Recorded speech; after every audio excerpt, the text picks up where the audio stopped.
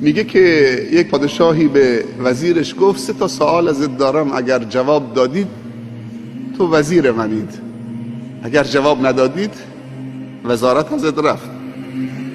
گفت بفرما جناب پادشاه. گفت خدا چه میخوره؟ خدا چه میپوشه؟ خدا چه کار میکنه؟ برو از هر کسی هم میخوای سوال کن. 2 ماه به تو فرصت. هر جای سوال کرد جواب گیر نیامد، پریشان شد. غلامی در قصر وزیر رو دید، گفت جناب وزیر خیلی پریشانید.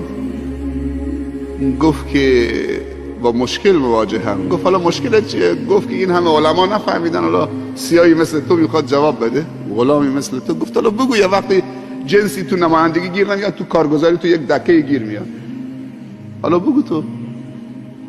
گفت خدا چی میخوره؟ گفت این خیلی آسانه، خدا غم و غصه بنده مسلمانش میخوره که از خدا روگردانه و فرار داره میکنه و منتظرشه که این بر بگرده به آغوش خدا.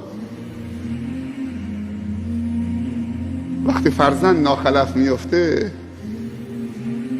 آبروی پدر به خطر میندازه، پدر غم و غصهش نمیخوره، منتظر نیست که این بچهش بیاد تو صف نماز دست راست سلام میده، بچه مردم میبینه، بچه خودش نمیبینه، امیدش از دست میده، میگه دست چپم مونده، شاید تو این طرف صف دست چپ ایستاده پسرم، این طرف نگاه میکنه این طرف هم نیست، نگاه به پشت سرش میگه شاید پسرم تو صف دوم پشت سرم ایستاده، اونجا هم نیست.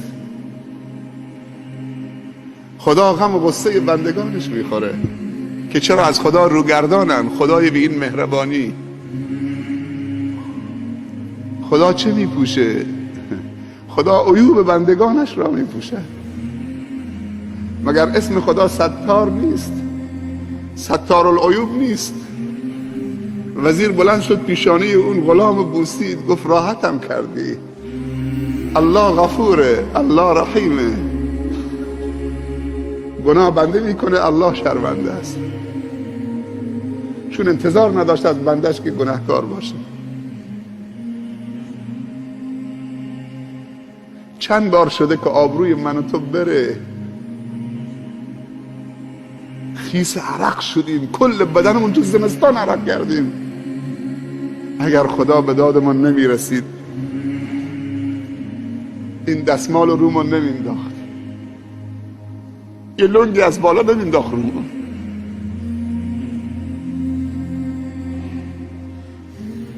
بعضی از اینجا میرن خارج که معصیت بکنن که کسی نشناسدشون،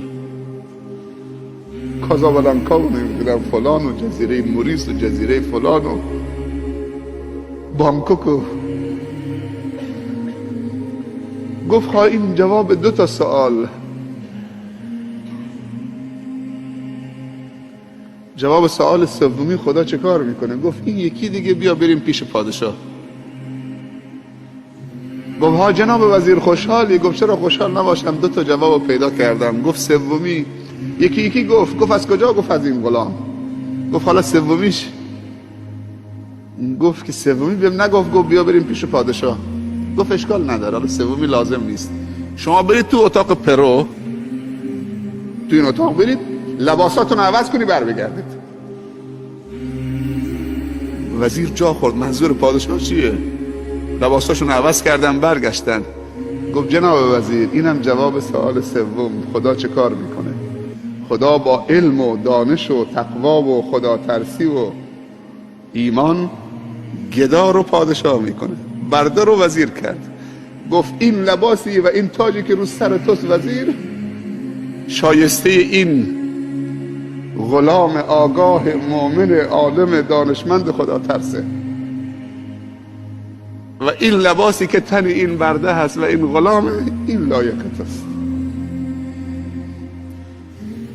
قل اللهم مالک الملک تؤتی الملک من تشاء و تنزع الملک ممن و تعز من تشاء و تذل من تشاء.